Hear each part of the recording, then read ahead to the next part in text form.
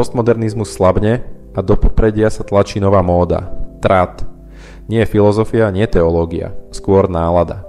Nostalgia za časmi, ktoré možno nikdy neboli. Zbožnosť ako estetika.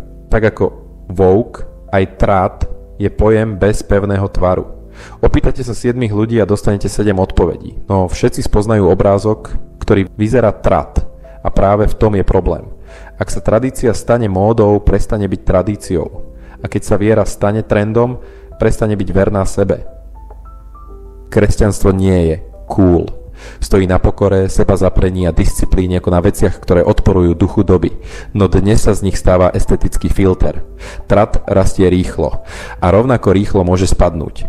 Horšie je, že so sebou môže strhnúť aj to, čo by malo prežiť každý trend. Tradícia nie je vibe.